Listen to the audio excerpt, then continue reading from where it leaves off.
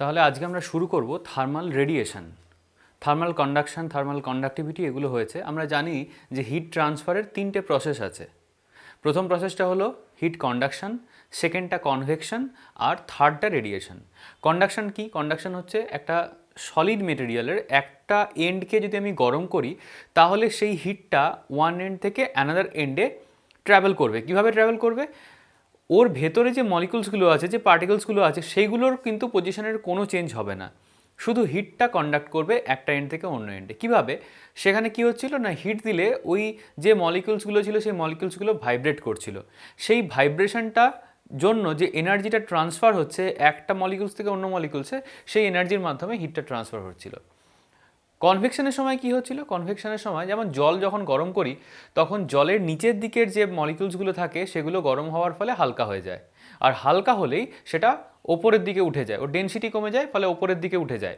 আর ওপরে যে ঠান্ডা, মানে কম্পারেটিভলি ঠান্ডা এবং ভারী, ডেনসিটি বেশি মানে ভারী, ভারী যেগুলো যে মলিকুলসগুলো ছিল সেগুলো নিচের দিকে চলে যাচ্ছে। এর ফলে পুরো জলের মধ্যে একটা কনভেকশন কারেন্ট তৈরি হচ্ছে। এইভাবে পুরো জলটা গরম হচ্ছে, মানে এই প্রসেসে পুরো মিডিয়ামটাকে গরম হতে মিডিয়ামের মধ্যে যে পার্টিকেলগুলো আছে সেই পার্টিকেলগুলোকে মুভ করতে হয় একটা এন্ড থেকে অন্য এন্ডে। থার্ড যে প্রসেসটা সেটা হলো রেডিয়েশন। এই রেডিয়েশন প্রসেসে হিট একটা বডি থেকে অন্য বডিতে যায়, বাট মিডিয়ামকে কোনোভাবে এফেক্ট না করে, যদি সেখানে কোনো মিডিয়াম থাকে। আর যদি মিডিয়াম না থাকে তাও এই হিটটা একটা জায়গা থেকে অন্য জায়গাতে ট্রাভেল করতে পারে। তাহলে radiation is a process where heat can be transferred from one point to another point without affecting the medium if any. যদি কোনো মিডিয়াম থাকে তবেই একমাত্র সেই মিডিয়ামটাকে ও এফেক্ট না করে বেরিয়ে যাবে। কিন্তু যদি মিডিয়াম না থাকে তাতেও কোনো ব্যাপার নেই। মানে এখানে পরিষ্কার করে এটাই বলা হয়েছে যে রেডিয়েশনের সাথে মিডিয়ামের কোনো সম্পর্ক নেই। মানে মিডিয়াম যদি থাকে তাতেও ও ওটাকে আনচেঞ্জড, আনঅল্টার্ড অবস্থায় রেখে হিটটা কন্ডাক্ট মানে ট্রান্সফার হবে। আর যদি মিডিয়াম না থাকে তাহলে তো ঝামেলা মিটেই গেল, কোনো অসুবিধেই নেই, কোনো দরকারই নেই। ঠিক এই প্রসেসেই সান থেকে আর্থে হিট আসে। সান থেকে আর্থে যখন হিটটা আসে তখন মাঝখানে স্পেস আছে, মানে কোনো মিডিয়াম নেই, ফলে সেই জায়গাতে কোনো মিডিয়াম না থাকা সত্ত্বেও হিটটা একটা জায়গা থেকে অন্য জায়গাতে ট্রান্সফার হয়ে যাচ্ছে। এই প্রসেসটাকে বলা হচ্ছে রেডিয়েশন। আর এই যে রেডিয়েশন হচ্ছে, সেই রেডিয়েশন হওয়ার জন্য ওই বডিটা থেকে, মানে একটা বডি যখন হিট রেডিয়েট করছে, হিট ছেড়ে দিচ্ছে, সেই সময় ওর বডি থেকে, মানে ওই গরম বডিটা থেকে যে পরিমাণ হিট এমিটেড হচ্ছে, যে পরিমাণ হিট রেডিয়েটেড হচ্ছে, সেটাকে বলা হয় রেডিয়েন্ট হিট। ঠিক আছে? তাহলে এই টার্মটা মনে রাখতে হবে, রেডিয়েন্ট হিট। ওকে, এবারে আসি রেডিয়েশনের যে প্রপার্টিসগুলো বা রেডিয়েন্ট হিটের প্রপার্টিস।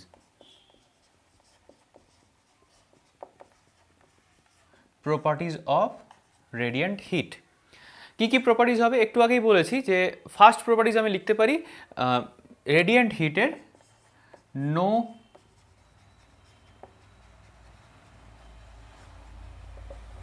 মিডিয়াম রিকোয়ার্ড, কোনো মিডিয়ামের প্রয়োজন নেই, উইদাউট এনি মিডিয়াম ও ট্রাভেল করতে পারে। সেকেন্ড, এই যে রেডিয়েন্ট হিটটা, it is nothing but an electromagnetic wave, এটা একটা ইএম ওয়েভ। আর যদি সেটা ইএম ওয়েভ হয় তাহলে travels with the speed of light, লাইটের স্পিডে ট্রাভেল করতে পারে। আর যদি কোনো মিডিয়াম থাকে, ডাজন্ট অ্যাফেক্ট দ্য মিডিয়াম, মানে মিডিয়াম থাকলে ওকে কোনো রকমভাবে ডিস্টার্ব করছে না, মিডিয়াম না থাকলে তো ঝামেলাই নেই, ও চলে যাবে, একটা এন্ড থেকে অন্য এন্ডে যাবে। And it is the fastest method of heat transfer from one body to another body. ঠিক আছে, এটা মনে রাখতে হবে।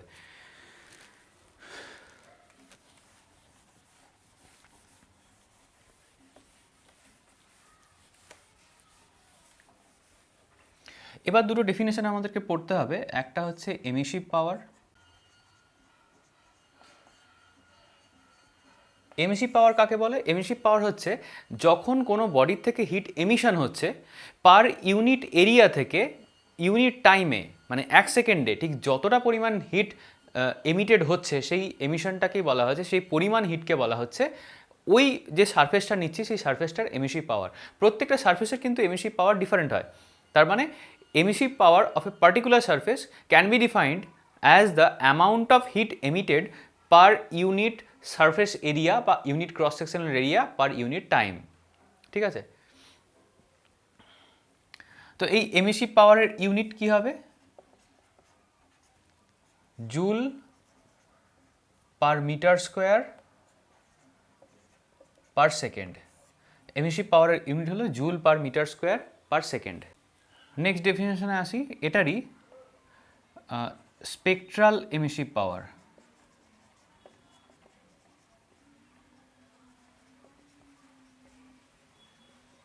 স্পেকট্রাল এমিসিভ পাওয়ারটা হচ্ছে যে একটা বডির থেকে হিট এমিশন হচ্ছে, মানে সেই হিট এমিশনের মধ্যে যদি ডিফারেন্ট ওয়েভলেন্থ অ্যাসোসিয়েটেড থাকে তাহলে এভাবে আমি ডিফাইন করব যে the amount of radiant energy বা radiant heat emitted per unit area per second at unit wavelength range বা per unit wavelength range at wavelength lambda. আরেকবার বলছি, প্রথম ডেফিনেশনটা যেরকম বলেছিলাম, it is the amount of radiant energy বা radiant heat per unit area, মানে amount of radiant energy emitted per unit area per unit time per unit wavelength range at wavelength lambda.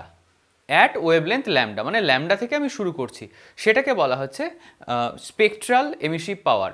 ঠিক আছে, মানে ল্যামডা ওয়েভলেন্থে মানে যখন শুরুটা হচ্ছে তখন যদি আমি রেডিয়েশনটাকে ল্যামডা ওয়েভলেন্থে ধরে নিই, তাহলে এই ল্যামডা ওয়েভলেন্থ রেঞ্জের জন্য পার ইউনিট ওয়েভলেন্থ রেঞ্জে যতটা এমিসিভ পাওয়ার হচ্ছে সেটাকেই বলা হয় স্পেকট্রাল এমিসিভ পাওয়ার।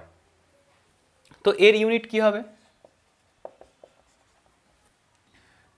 এখানে আগেরটাতে যা ইউনিট ছিল joule per metre square per second, তার সাথে একটা পার অ্যামস্ট্রং, মানে ওয়েভলেন্থ ইউনিট ওয়েভলেন্থ রেঞ্জ বলা হয়েছে তাই এখানে পার অ্যামস্ট্রংটা যোগ হয়ে যাচ্ছে।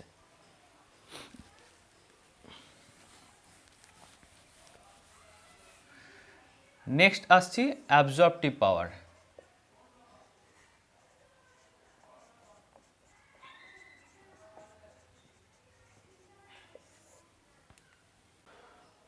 এটাকে আমি এভাবে ডিফাইন করতে পারি।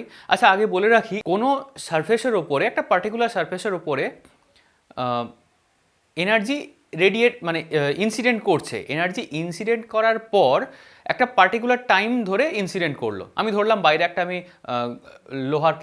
লোহার একটা সিট রেখেছি, সেখানে রোদ পড়ছে। আমি ধরলাম 2 ঘন্টা ধরে রোদ পড়লো। এই 2 ঘন্টা ধরে রোদটা ওখানে পড়ছে এবং সাথে সাথে কিন্তু ওই হিটটা কিছুটা রেডিয়েটও করে যাচ্ছে। এমিশন কতটা হচ্ছে ডিভাইডেড বাই কতটা ইনসিডেন্ট করছে, এই রেশিওটা যদি আমি বের করে নিতে পারি তাহলে অ্যাবজর্পশনটা বুঝে নিতে পারবো। মানে একটা পার্টিকুলার সারফেসে একটা নির্দিষ্ট এরিয়া তো অবশ্যই, সেই পার্টিকুলার সারফেসে একটা নির্দিষ্ট টাইমে, একটা গিভেন টাইমে যতটা হিট এমিটেড হচ্ছে আর যতটা হিট ইনসিডেন্ট করছে, এই দুটোর রেশিওকে বলা হয় অ্যাবজর্পটিভ পাওয়ার। মানে সাপোজ আমি এখানে একটা সারফেস ধরলাম, এই সারফেসে হিট পড়ছে, আমি ধরলাম এক্স অ্যামাউন্ট অফ হিট পড়ছে টি সেকেন্ডে, আর বেরিয়ে যাচ্ছে ওয়াই অ্যামাউন্ট অফ হিট সেই টি সেকেন্ডে। তাহলে এই অ্যাবজর্পটিভ পাওয়ারটা হচ্ছে ওয়াই বাই এক্স, মানে যতটা হিট বেরিয়ে যাচ্ছে এমিটেড হচ্ছে ডিভাইডেড বাই যতটা হিট ইনসিডেন্ট করছে, এই রেশিওটাকেই বলা হয় অ্যাবজর্পটিভ পাওয়ার বা অ্যাবজর্পশন কোএফিসিয়েন্ট।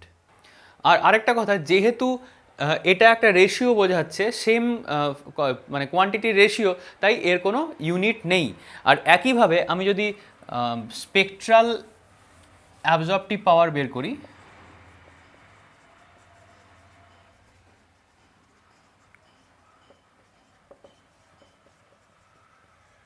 স্পেকট্রাল অ্যাবজর্পটিভ পাওয়ারে ডেফিনেশনটা এরকম হবে, একটা নির্দিষ্ট সারফেসে একটা পার্টিকুলার টাইমে যতটা, পার্টিকুলার শুধু টাইমে নয়, এখানে unit wavelength range at wavelength lambda, যতটা হিট এমিটেড হচ্ছে ডিভাইডেড বাই যতটা হিট ইনসিডেন্ট করছে, সেই পরিমাণ রেশিওটাকে বা সেই রেশিওটাকেই বলা হচ্ছে স্পেকট্রাল অ্যাবজর্পটিভ পাওয়ার, যদিও এরও কোনো ইউনিট নেই। এবার এই স্পেকট্রাল অ্যাবজর্পটিভ পাওয়ারটা যেহেতু একটা পার্টিকুলার ওয়েভলেন্থের সাথে অ্যাসোসিয়েটেড, তাই আমি এটাকে শর্টে ধরে নেব এ ল্যামডা, এবং পরবর্তীকালে যা ক্যালকুলেশন করব এই এ ল্যামডা, এ সাফিক্স ল্যামডা এটা ধরেই করব।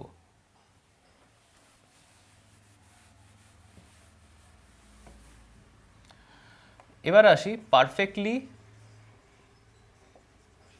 Black body.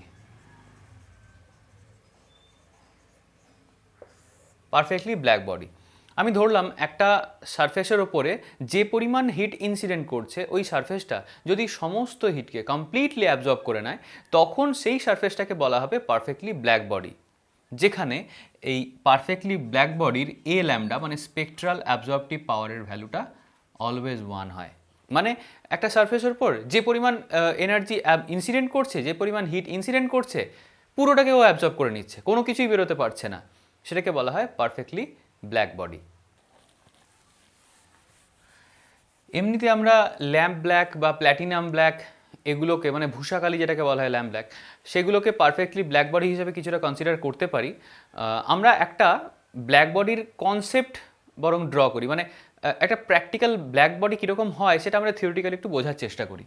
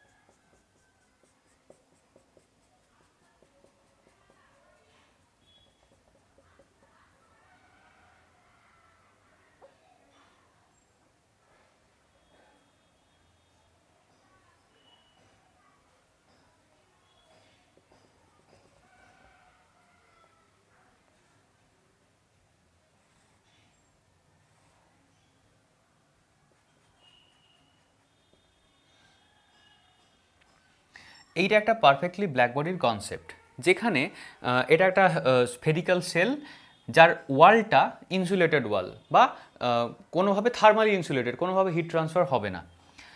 যদি কোনোভাবে এখানে একটা রেডিয়েশন ঢোকে, যদি স্ট্রেট ঢোকে, ঢোকার ফলে একদম এই টিপে এসে রিফ্লেক্ট করে বেরিয়ে যাওয়ার চান্স প্রায় নেই বললেই চলে।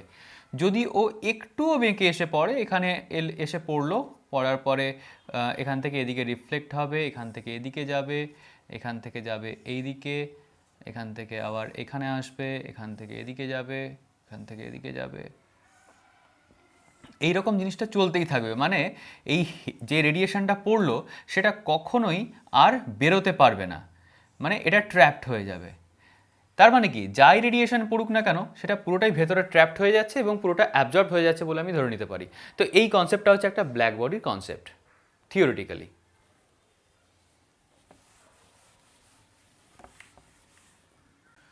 এবার আসছি কারচফস ল।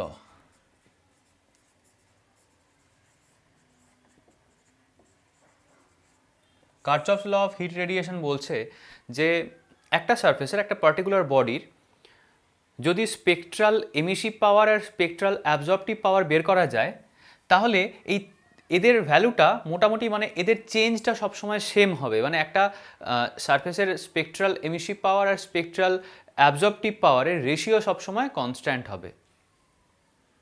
তার মানে ই ল্যামডা, এটাকে ছোট হাতের ই ধরা হয়, spectral emissive power E lambda divided by spectral absorptive power A lambda is equal to a constant E lambda. এটাকে বলা হচ্ছে কারচফস ল। মানে একটা সারফেসের উপর যখন হিট ইনসিডেন্ট করছে, থার্মাল রেডিয়েন্ট এনার্জি যখন ইনসিডেন্ট করছে, সেই এনার্জিটা রেডিয়েন্ট এনার্জি না, মানে থার্মাল এনার্জি ইনসিডেন্ট করছে এবং রেডিয়েন্ট এনার্জি ওখান থেকে রেডিয়েট হয়ে যাচ্ছে। এই যে যখন ইনসিডেন্ট করলে এবং রেডিয়েট হয়ে যাচ্ছে, তার মাঝে কিছুটা অ্যাবসর্পশন হচ্ছে, পুরোটা তো রিফ্লেক্ট হচ্ছে না। তো এই এমিসিভ পাওয়ার, স্পেকট্রাল এমিসিভ পাওয়ার, যেটা আমি একটু আগে ডেফিনেশন বলেছি, স্পেকট্রাল এমিসিভ পাওয়ার আর স্পেকট্রাল অ্যাবজর্পটিভ পাওয়ারের রেশিওটা অলওয়েজ একটা কনস্ট্যান্ট হবে, আর সেই কনস্ট্যান্টের ভ্যালুটা ই ল্যামডা। এই ফর্মুলাটাকেই বলা হয় Kirchhoff's law of thermal radiation.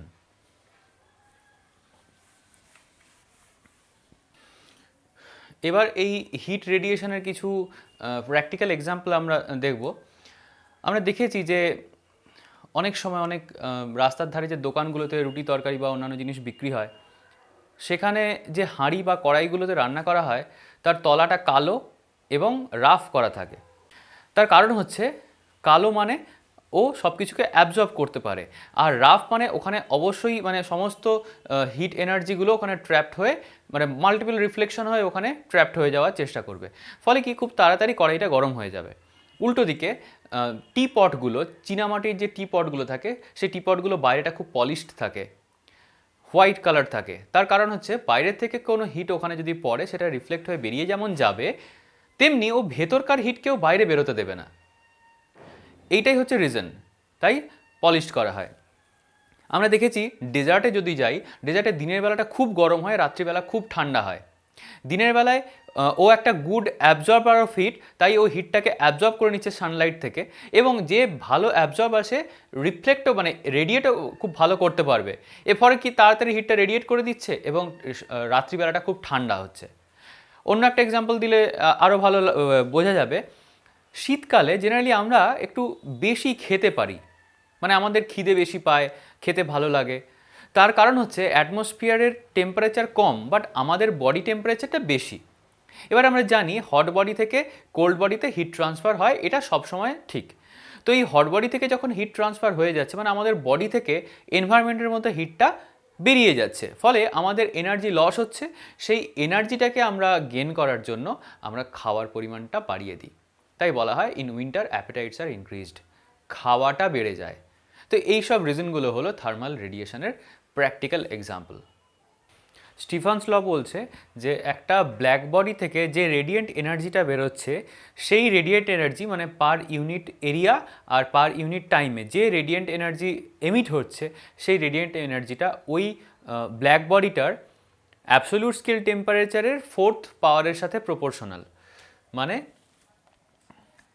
Radiant energy যদি ই হয়ে থাকে, E proportional to T to the power 4, বা আমি এটাকে লিখতে পারি ই ইকুয়াল টু একটা কনস্ট্যান্ট নেব sigma T to the power 4। এই সিগমাটাকে বলা হয় স্টিফানস constant.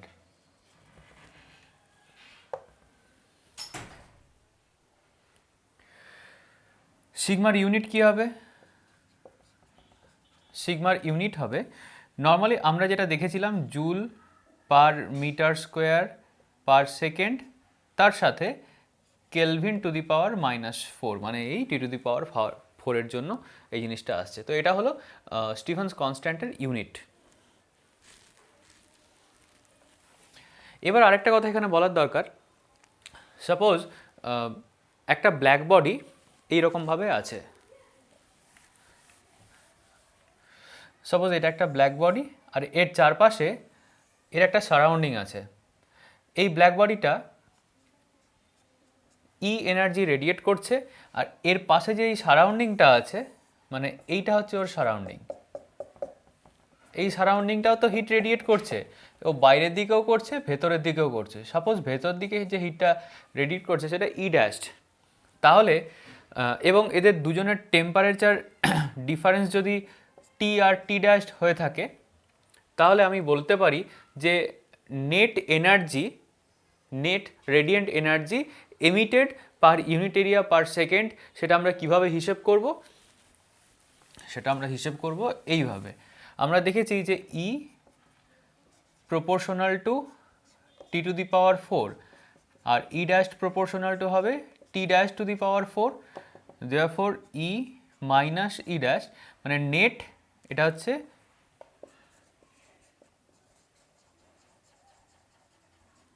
Radiant energy E minus E dash proportional to t minus t dash. Therefore E minus E dash equal to sigma into T minus T dash. তো এখান থেকে আমি পরিষ্কার একটা জিনিস বুঝতে পারছি যে যে এনার্জিটা রেডিয়েট করছে সেই এনার্জিটা কোনোভাবেই ওর সারফেস এরিয়া বা সারফেসের নেচার তার উপর ডিপেন্ড করছে না, করছে শুধুমাত্র অ্যাবসলিউট স্কেল টেম্পারেচার, মানে অ্যাবসলিউট স্কেলে টেম্পারেচারের ওপর, ওর সেই সময়কার টেম্পারেচারের উপর ডিপেন্ড করছে আর স্টিফেন্স কনস্ট্যান্টের উপর ডিপেন্ড করছে। মানে একটা ব্ল্যাক বডি যে পরিমাণ হিট রেডিয়েট করে সেটা শুধুমাত্র সেই ব্ল্যাক বডিটা কতটা গরম তার উপর ডিপেন্ড করে যে কতটা হিট রেডিয়েট হবে। বলে রাখা ভালো যে পারফেক্টলি ব্ল্যাক বডি তো পাওয়া সম্ভব না, মানে যা হিট অ্যাবজর্ব মানে ইনসিডেন্ট করছে পুরোটাই অ্যাবজর্ব করে নিচ্ছে এটা সম্ভব না, তবুও সানকে প্রায় একটা পারফেক্ট ব্ল্যাক বডির সাথে কম্পেয়ার আমরা করতে পারি।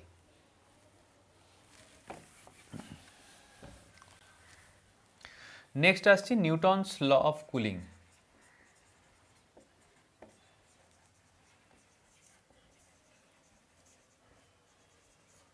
Newton's law of cooling. Suppose একটা কন্টেনার, এই কন্টেনারে আমি জল গরম করলাম, এর মধ্যে জল আছে, আমি হিট দিয়ে সেই জলটাকে গরম করলাম, গরম করে জলটার টেম্পারেচার আমি T1 ডিগ্রিতে তুলে দিলাম, মানে গরম করে। এবার আমি এই হিট সাপ্লাইটা বন্ধ করে দিয়েছি, তাহলে এটা ঠান্ডা হবে। কিছুক্ষণ পর এর টেম্পারেচারটা T1 থেকে হয়ে গেল T2, যেখানে T1 is greater than T2, ঠান্ডা হয়ে যাচ্ছে। তো এখানে বলা হচ্ছে যে রেট অফ কুলিং সেটা ডিপেন্ড করে, মানে রেট অফ হিট রেডিয়েশন সেটা ডিপেন্ড করে টেম্পারেচারের পার ইউনিট টাইমে কতটা টেম্পারেচার ফল করছে তার উপর। তো এই যে নিউটনস ল অফ কুলিং অনুযায়ী আমরা এই যে প্রসিডিওরটা দেখলাম, এখানে rate of loss of heat proportional to temperature difference of the বডির টেম্পারেচার মানে কত টেম্পারেচার থেকে কত টেম্পারেচারে যাচ্ছে তার উপর পুরোটা ডিপেন্ড করবে। তাহলে rate of loss of heat is equal to, আমরা ওই আমাদের স্পেসিফিক হিট ক্যাপাসিটিটাকে কনস্ট্যান্ট হিসেবে ধরে যদি নিই, তাহলে MS T1 minus T2 by small T, এটা আমাদের rate of loss of heat হিসেবে কনসিডার করতে পারি। এবারে আমরা জানি যে সাপোজ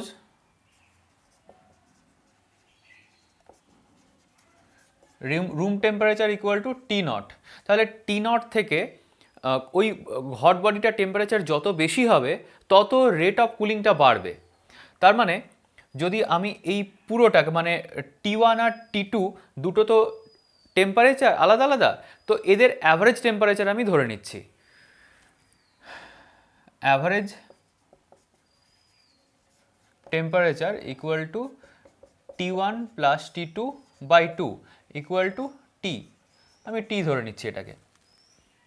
এবার এই যে অ্যাভারেজ টেম্পারেচার থেকে রুম টেম্পারেচারের ডিফারেন্স যত বাড়বে তত এই জিনিসটা বেশি হবে। নাও MS T1 minus T2 by T, it is proportional to T minus T0, T minus T0, মানে রুম টেম্পারেচারের সাথে যত এদের ডিফারেন্সটা বাড়বে তত এই লস অফ হিটের পরিমাণটা বাড়বে। সো এখান থেকে আমি লিখতে পারি MS T1 minus T2 by T is equal to একটা constant K into T minus T0, where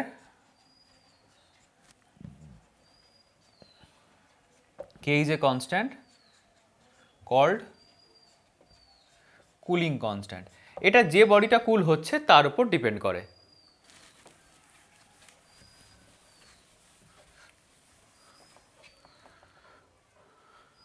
এবার আসছি solar constant.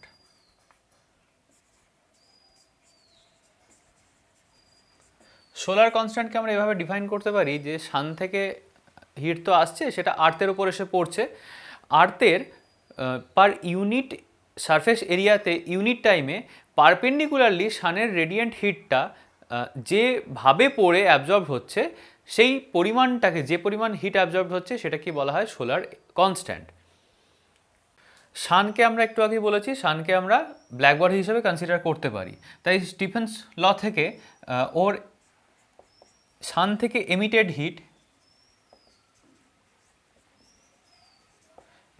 Hit per unit area, এটা হচ্ছে সানের ক্ষেত্রে ধরছি, হ্যাঁ, এটা হবে কত না sigma T to the power 4, এটা হলো per unit area. Therefore total emitted heat সানের জন্য আমি লিখতে পারি sigma T to the power 4 into 4 pi R square, where r is the radius of sun। এটা হচ্ছে সান থেকে এই পরিমাণ হিট বেরোচ্ছে, এমিটেড হচ্ছে। এবারে আসবো অ্যাবজর্ব কতটা হচ্ছে। তো এই যে হিটটা বেরোলো এটা আর্থের দ্বারা রিসিভড হচ্ছে, so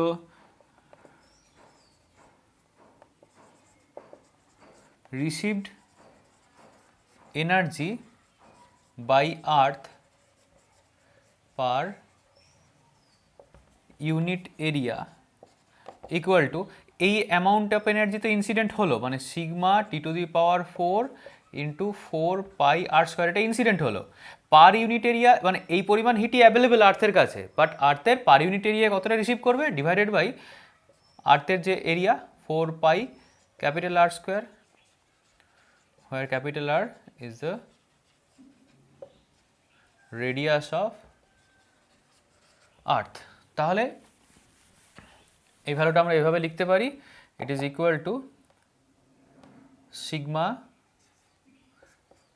T to the power 4 into R by capital R এর হোল স্কোয়ার। এই যে পরিমাণ এনার্জি পার ইউনিট এরিয়ায় আর্থ রিসিভ করছে সেটাকেই বলা হয় এস, সোলার কনস্ট্যান্ট। ঠিক আছে, তো এখান থেকে আমরা যদি টেম্পারেচার বের করতে হয় তাহলে T to the power 4 equal to বের করে নিতে পারি যে S by sigma R by small R এর হোল স্কোয়ার। এটা আমাদের প্রয়োজন মতো বের করতে পারি। এবার সোলার কনস্ট্যান্ট হলো এটা হলো সোলার কনস্ট্যান্টের ভ্যালু। আর্থের ক্ষেত্রে এই সোলার কনস্ট্যান্টের ভ্যালুটা হয় S equal to 1340 joule per metre square per second. এটা আর্থের ক্ষেত্রে হয়ে থাকে, মানে এই হিউজ পরিমাণ হিট এনার্জি সান থেকে আমরা রিসিভ করছি। তো এখান থেকে একটা কথা আমরা বলতে পারি, আমাদের ইন্ডিয়াতে সারা বছরে প্রায় 250 দিন আমরা রোদ পাই। তো ইন্ডিয়াতে হিউজ অ্যামাউন্ট অফ এনার্জি সান থেকে আমরা পাচ্ছি, কিন্তু ঠিকঠাকভাবে এখনও অবধি সেই পরিমাণ এনার্জিকে আমরা সোলার এনার্জিতে কনভার্ট করে ইলেকট্রিসিটি তৈরি করতে পারছি না। তার একটা কারণ আছে, রিসার্চের কিছু অভাব।